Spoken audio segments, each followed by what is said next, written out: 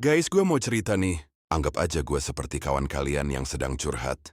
Tapi tentang apa? Tentang lika-liku gue ketika menjalani dunia penulisan skenario. Awal mulanya gue ini nggak punya skill apapun untuk menulis skenario, hanya bermodal suka nonton film, belajar otodidak, terus nekat kirim ke PH. Alhamdulillah pernah beberapa kali di FTV dan beberapa PH nasional. NBTW kita langsung ke poinnya aja ya. Seiring perjalanan waktu, gue mungkin sama seperti penulis skenario pemula lain. Oh ya, gue mulai nulis itu sekitar tahun 2009-an ya. Nah, gue tentunya sama dengan penulis pemula lain yang pingin bisa nulis skenario layar lebar. Dari situ gue gencar cari info, nulis-nulis dan kirim-kirim. Tapi ada tapinya nih guys. Kebodohan utama gue itu adalah terburu-buru dan gak sabaran. Jadi karena merasa harus jemput bola yang banyak, gue sering ngirim ke pihak-pihak mana aja yang gue rasa berpotensi untuk goal-in cerita gue itu. Tapi ternyata hanya beberapa kali dikasih angin. Segar doang untuk cerita gue di-approve. Selanjutnya nihil dan tidak semudah cerita FTV. Tapi cerita gue itu udah kemana-mana dan entah di-save dan di-copy oleh siapa saja. Oke, lanjut ya. Jadi ada satu kawan gue yang lebih senior di dunia film. Dia udah pernah ngedirect dan gue coba peruntungan ke beliau.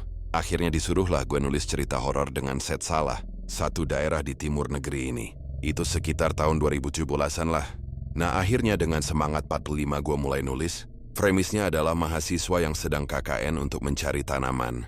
Dan sinopsis singkatnya ternyata tanaman itu hanya ada di sebuah hutan terlarang. Karena itulah gue beri judul cerita gue itu Maut di Hutan Terlarang.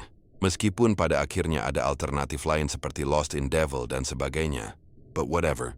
Gue dengan keegoisan gue merasa ini adalah cerita horor gue paling keren, meskipun tahap penulisan gue baru sampai pada sinopsis. Dan dipecah jadi ratusan scene plot. Tapi apa mau dikata, kawan gue itu nggak ada kabar lagi. Dan bodohnya gue terulang kembali. Ide gue itu gue share kemana-mana HD. Dan lokasi gue waktu itu di Tanggul, Jember, daerah Jawa Timur. Dekat sama Semboro yang ada pabrik gulanya. Oh ya, film Pabrik Gula kan kelanjutan KKN Desa Penari yang laris banget itu ya. Oke, nah lalu apa?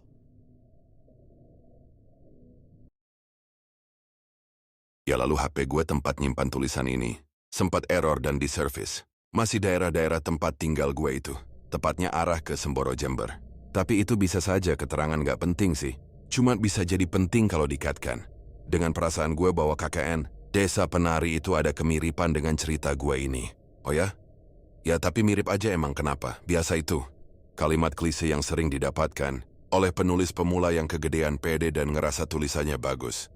Haha. And then 2 tahun setelah itu barulah Simple Man muncul di Twitter. Dengan membawa cerita Desa Penari ini. Booming dia di Twitter.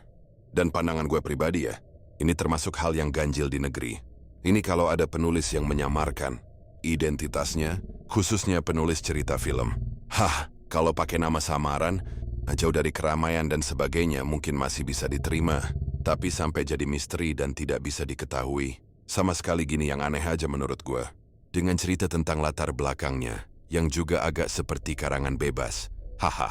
Coba deh. Ada nggak penulis di negeri ini yang sama sekali tidak bisa diketahui siapa dia? Apalagi di era digital sekarang ini. Apalagi kalau dia penulis baru yang tentunya ingin berkarya terus dan dikenal. Ya tapi itu emang pendapat gue aja sih, ya bisa saja salah. Tapi ya gimana, namanya juga curhatan hati gue. Gue udah cukup senang karena di tahun 2017-an itu gue masih baru nulis tapi karya gue bisa mirip dengan film yang akhirnya booming. Dan gak mau permasalahkan yang lain. Kalau pada akhirnya gue gak bisa buktiin apa-apa, selain cerita gue itu yang masih gue simpan. Oke, bye.